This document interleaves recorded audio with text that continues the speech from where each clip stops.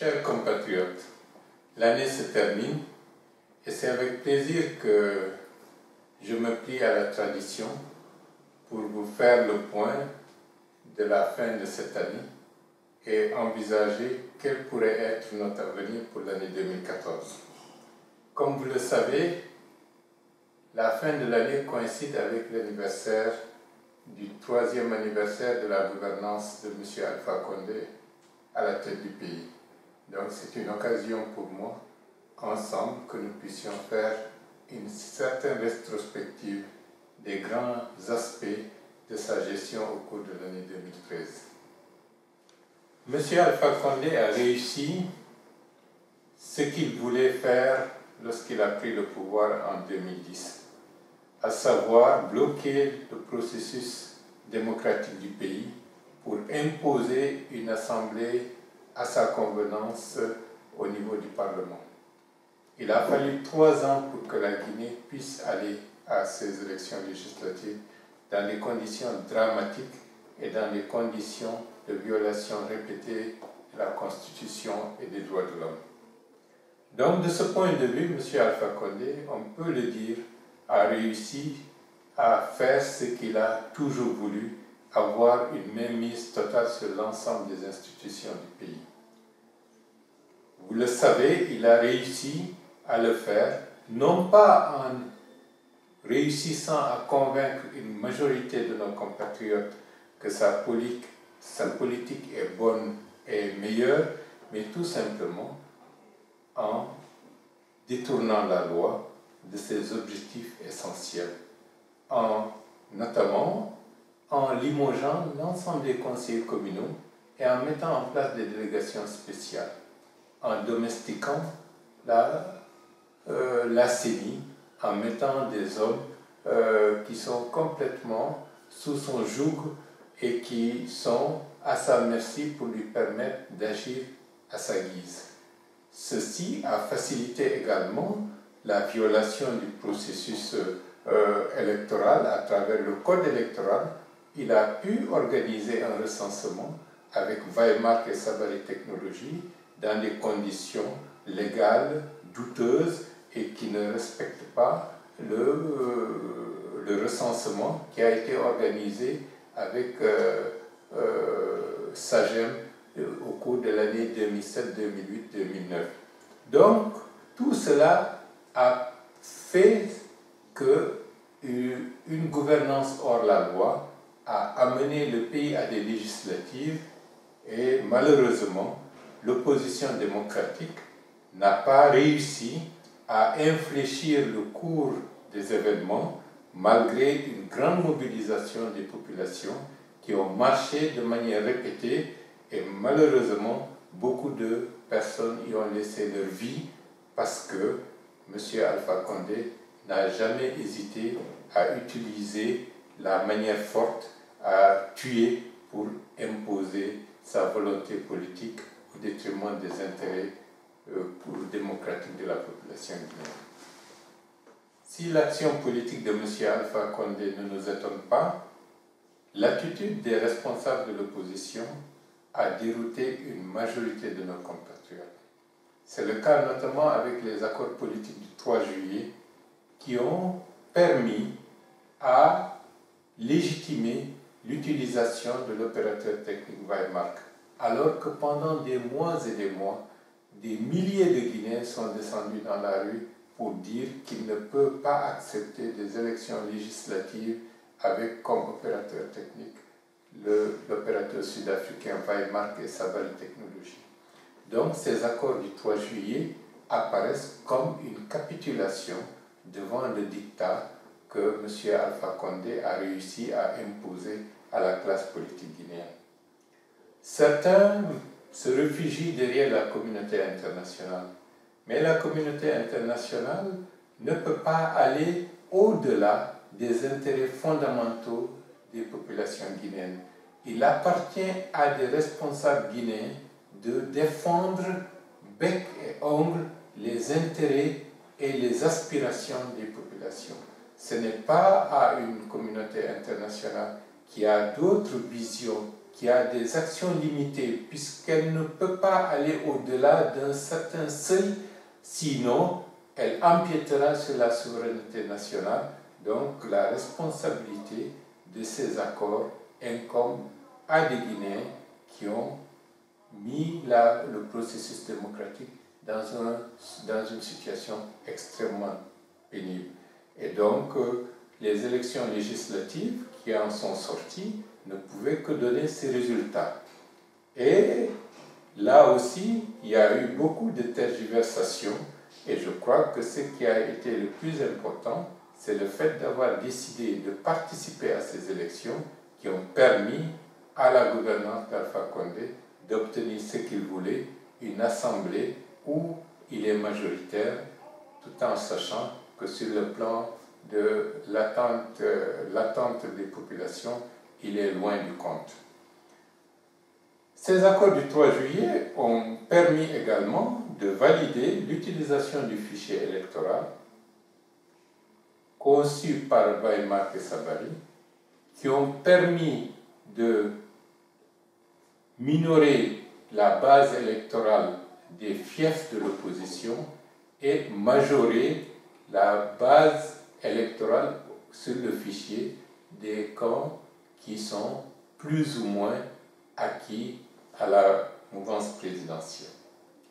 Cette distorsion est un aspect extrêmement grave pour l'avenir du processus politique guinéen, parce que M. Alpha Condé va utiliser ce fichier pour se déclarer vainqueur pour les prochaines élections présidentielles. On dit que la communauté internationale est garante de l'utilisation d'un autre opérateur. Mais M. Saïd Guinit a été bien explicite. Il appartient à l'Assemblée nationale qui sera élue d'envisager la possibilité de changer d'opérateur technique. Il va de soi, avec une majorité parlementaire favorable à la gouvernance actuelle, je vois mal comment ils abandonneraient un avantage simplement pour faire plaisir à une opposition.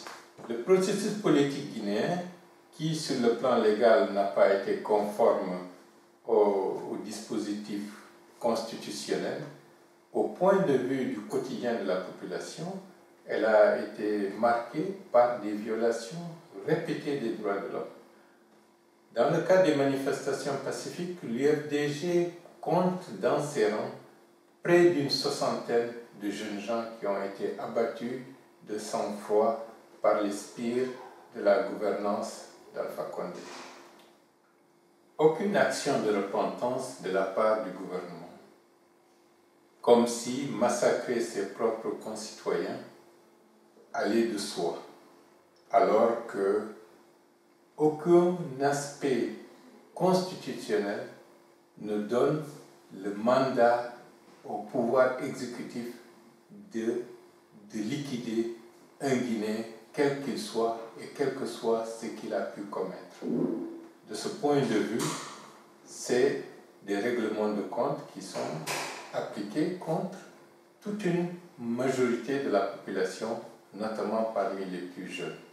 C'est un aspect révoltant et c'est un aspect qui mérite l'attention de toute la communauté nationale.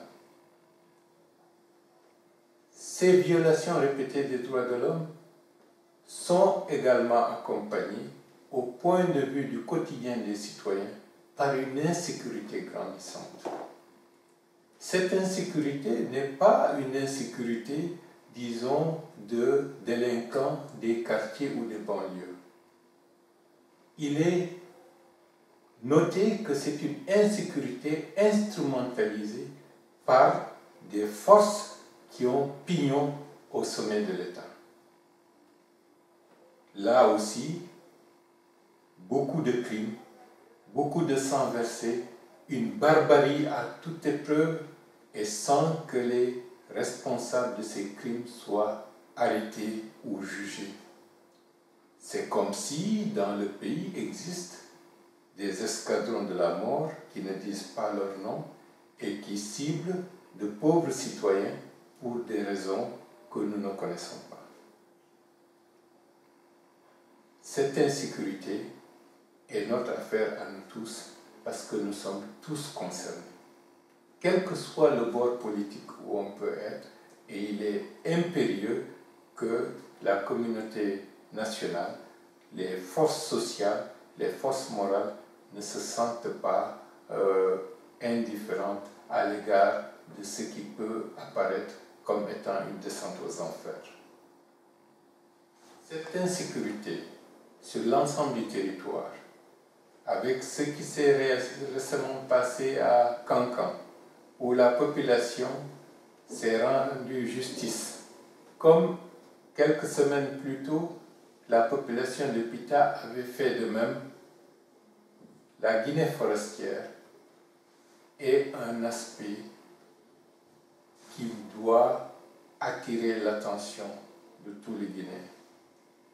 Nul ne sait combien de personnes ont été tuées entre le 13, 14, 15 et 16 juillet 2013. Des centaines de personnes selon un rapport des Nations Unies. Peu importe les chiffres, même s'il n'y en avait qu'une dizaine, ce sont des morts de trop, et la Guinée forestière constitue le ventre mou en termes de sécurité et de stabilité du pays. Depuis plus de 10 ans, il y a une indifférence par rapport aux maux qui gangrènent la situation de la Guinée forestière. Zogota, Galapay et maintenant Zérékoré. Qui sait ce qui se passera demain? Les responsables politiques sont alertés et doivent assumer leurs responsabilités. S'ils ne prennent pas leurs responsabilités pour sécuriser l'ensemble des Guinéens et l'ensemble de la société guinéenne sans discrimination et sans exclusive, ils assumeront cette responsabilité devant les instances compétentes à la matière, qu'elles soient nationales ou internationales. Chers compatriotes, la situation politique a été très décevante par rapport aux espoirs auxquels vous vous attendiez. Sur le plan économique, c'est une autre paire de manches, mais là aussi, la gouvernance n'a pas été à la hauteur des attentes. Le gouvernement a indiqué que pour l'année 2013, au niveau des prévisions de recettes pour le budget national, il y a eu un manque à gagner de 1400 milliards de francs guinéens. Il justifie ce manque à gagner par la situation internationale du fait de la morosité économique et aussi par les troubles sociaux et politiques que le pays a connus au courant de l'année 2013. Pour ma part, j'estime que la raison fondamentale de ce manque à gagner, c'est la mauvaise gouvernance.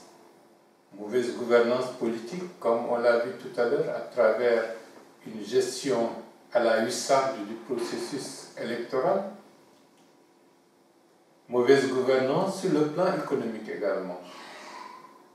Parce que, de ce point de vue, la plupart des grandes entreprises minières soit ont quitté le pays comme BHP Billiton, ou ont gelé leurs investissements comme Rio Tinto, ou ont freiné leur activité comme Vale BSGR, l'usine d'alumine de Fria est arrêtée. Tout cela indique que le pays connaît un marasme au niveau de son tissu productif d'une vaste ampleur, comme si le pays était dans une zone de guerre. Et la responsabilité incombe pour l'essentiel au gouvernement qui n'a pas assuré ses responsabilités en la matière. Cette mauvaise gouvernance, tant économique que politique, n'a pas été en mesure d'exploiter l'atteinte du point d'achèvement qui est intervenu en septembre 2012 avec l'annulation de près de 2 milliards de dollars de la dette guinéenne. Cette dette devrait être reconvertie pour faire face aux besoins sociaux de la population. Ça n'a pas pu être le cas puisque les recettes nécessaires pour assurer les subventions ou les financements des problèmes sociaux, ces recettes ont fait défaut du fait de cette mauvaise gouvernance politique. Cette mauvaise gouvernance politique aussi est responsable du retard du financement qu'on aurait pu attendre depuis très longtemps du 9e et du 10e fait de l'Union européenne. Donc le gouvernement est responsable de la situation économique désastreuse qui fait que la grande majorité des Guinéens sombrent de plus en plus dans la pauvreté.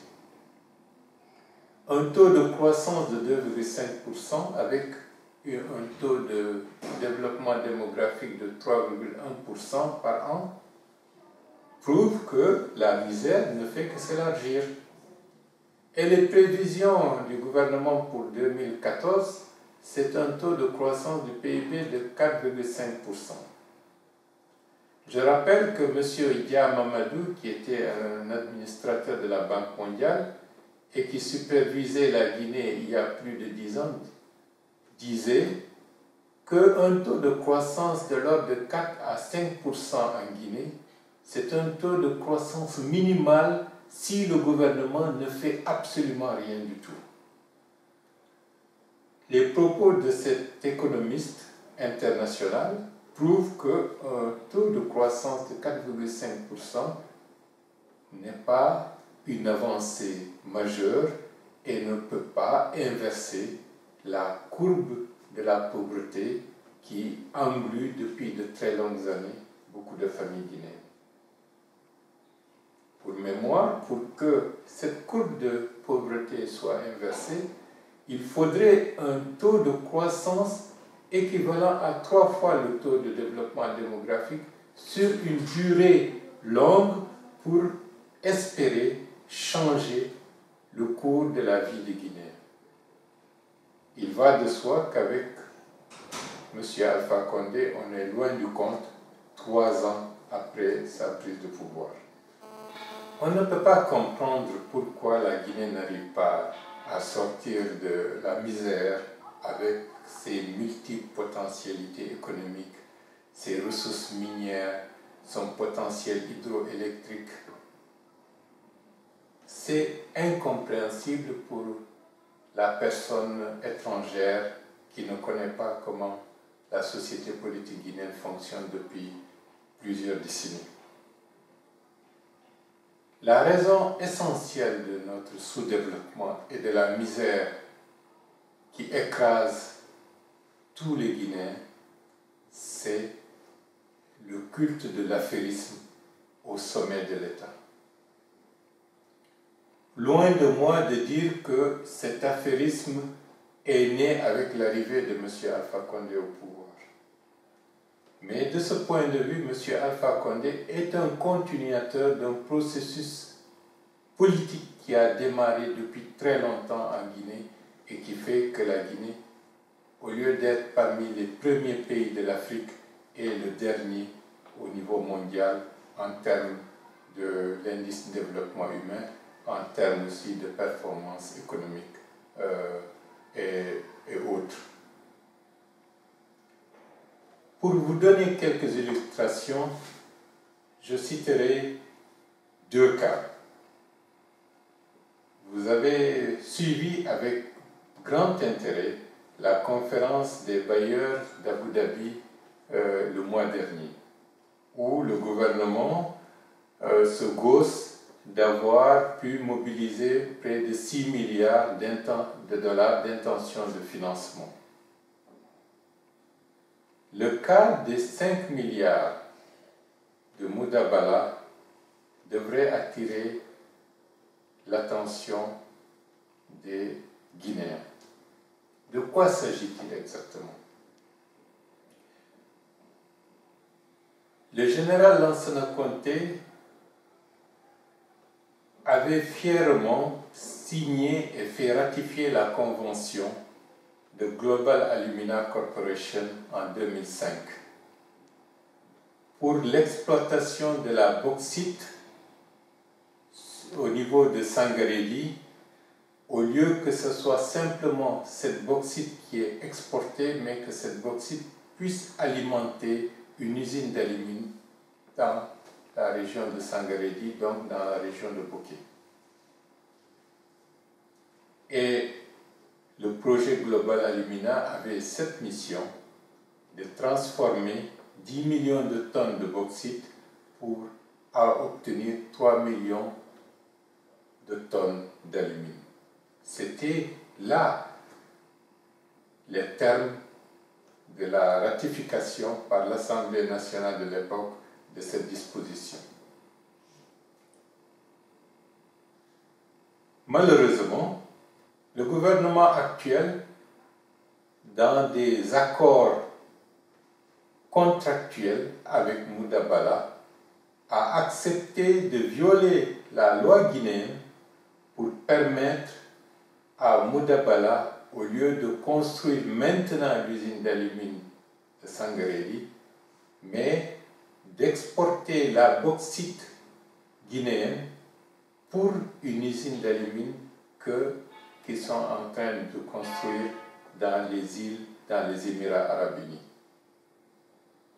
Là aussi, c'est une trahison des intérêts de notre pays, parce que notre pays, au lieu d'accroître sa valeur ajoutée dans la transformation de la bauxite, qui est un vecteur de croissance économique, est en train, de ce point de vue, d'accuser un retard, et un retard qu'il sera très difficile de rattraper par la suite.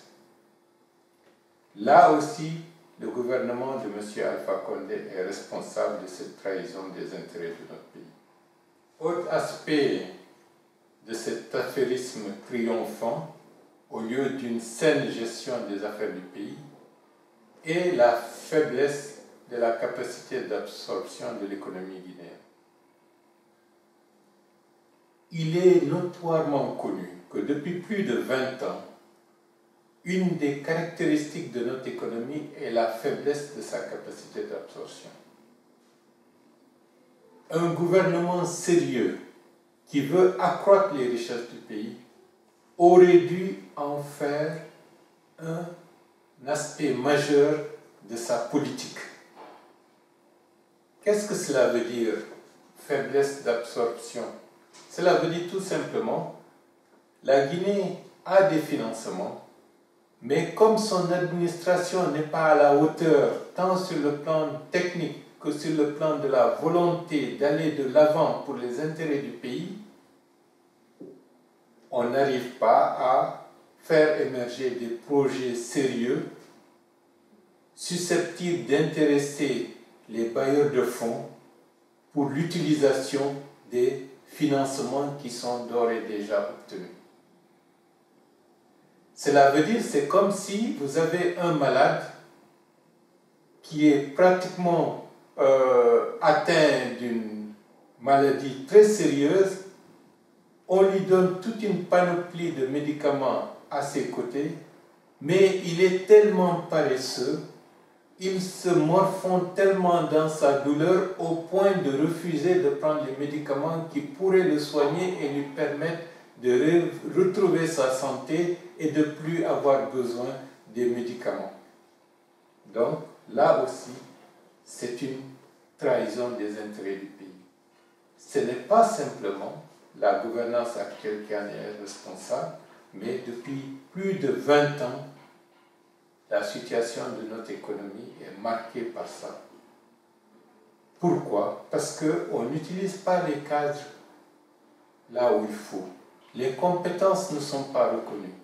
Au lieu de faire prévaloir l'efficacité, la compétence technique, on met en avant des intérêts mafieux, la construction de réseaux pour siphonner les ressources du pays au détriment de nos intérêts. Ces deux aspects montrent que de ce point de vue, l'affairisme est le trait marquant et qui justifie que jusqu'à présent, la Guinée n'arrive pas à décoller. La situation de la ville de Fria est une situation inacceptable et révoltante. Elle est révoltante pour les populations de Fria qui subissent une misère de plus en plus grandissante. Elle est révoltante également pour l'ensemble des citoyens guinéens qui voient un fleuron de l'industrie de notre pays abandonné et qui est en perdition. Où se trouve la responsabilité gouvernementale? La responsabilité gouvernementale est là où les intérêts de la Guinée sont en jeu. Et à Fria, les intérêts de la Guinée sont en jeu, puisqu'une ville est en train de disparaître, une usine est en train de disparaître, une industrie est en train de mourir. Et il est de la responsabilité de tout gouvernement crédible et vertueux de prendre à bras le corps les problèmes du pays. Mais malheureusement, comme si Fria était sur une autre planète, cette situation déplorable n'a pas l'air d'inquiéter ou d'alerter les autorités politiques de la Guinée d'aujourd'hui. Mes vœux vont pour les populations de Fria qui vivent difficilement, et je souhaite qu'en 2014, que des lueurs d'espoir puissent émerger pour changer la situation de la population de cette ville qui est complètement sinistrée. Si Fria sombre dans la misère, il en est de même également pour les autres populations de la Guinée. Pour ne parler que de la question de l'électricité, qui est un problème récurrent, malgré que le potentiel hydroélectrique de notre pays est de 6000 MW, ce qu'aucun pays de la sous-région n'a, mais le courant fait défaut dans les foyers de la majorité des familles guinéennes. À Conakry, le gouvernement dit avoir subventionné pour 400 milliards de francs guinéens le secteur de l'énergie pour 2013. Mais on ne voit pas les résultats de ces financements. Et là aussi, c'est la malgouvernance qui est responsable de cette situation.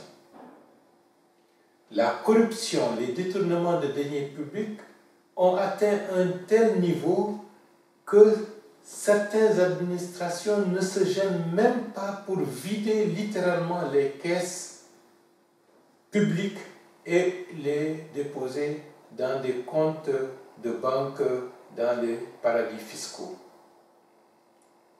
Tout le monde est au courant. Des experts ont dénoncé cette fraude, cette évasion de nos capitaux vers ces paradis fiscaux. Les responsables ne sont pas du tout inquiétés et coulent des jours tranquilles et heureux.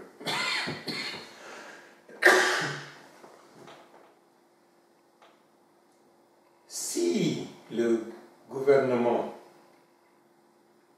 n'était pas complaisant avec cette situation, on aurait vu des mesures draconiennes pour arrêter cette hémorragie. Mais malheureusement, c'est comme si c'est une normalité dans le cadre de la gouvernance de M. Alpha Condé. Pour 2014, on nous dit qu'ils vont subventionner encore à hauteur de près de 400 milliards de francs guinéens. Je crois qu'il est grand temps qu'on leur demande d'arrêter, parce qu'on ne peut pas continuer comme ça. On ne peut pas continuer de dilapider les ressources nationales, de d'anéantir l'épargne de l'ensemble de la collectivité pour que des corrupteurs et des corrompus se remplissent les poches impunément et abandonnent l'écrasante majorité des familles guinéennes dans la misère la plus totale. Et il n'est pas possible d'avoir un taux de croissance économique élevé lorsque le secteur de l'énergie n'est pas efficace, n'est pas correctement géré. La Guinée, de ce point de vue, doit marquer la rupture en refusant de donner encore du temps à ce type de gouvernance qui ne fait que nous retarder et nous envoyer tout droit dans l'impasse. Cette misère qui s'accroît n'est pas une fatalité. Notre pays a des potentialités.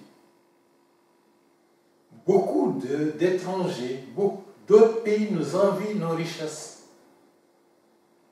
Comment se fait-il que des pays sahéliens puissent avoir de l'eau et de l'électricité et qu'un pays comme la Guinée soit connu un peu partout à travers le monde comme le pays où l'électricité est la denrée la plus rare? C'est une honte pour nous tous. Et de ce point de vue, 2014 doit amener les jeunes, doit amener la population à refuser l'inacceptable parce que la population guinéenne également a droit au bonheur.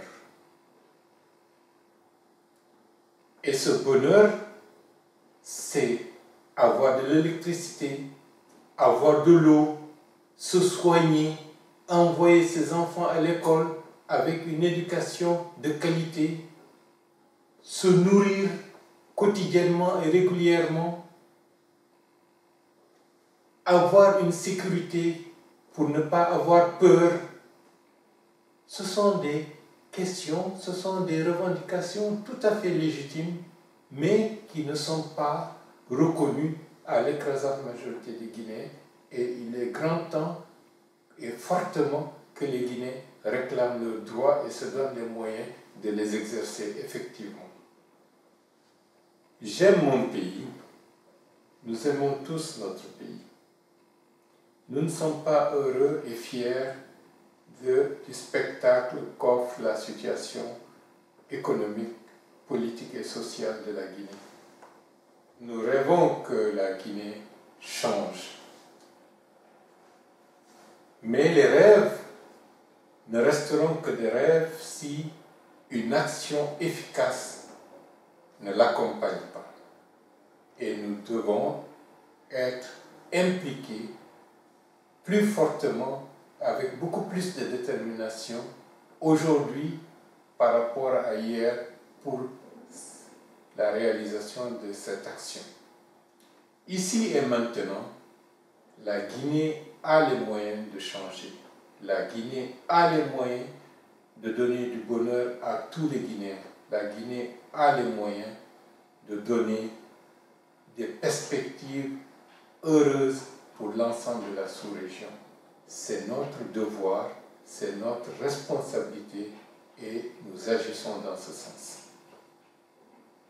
Pour terminer, chers compatriotes, à vous tous, je vous présente mes vœux de bonheur, de santé, de prospérité. Mes pensées vont également à toutes les personnes qui ont vu un des leurs tomber dans le processus de lutte pour la démocratisation du pays. La nation ne les oubliera pas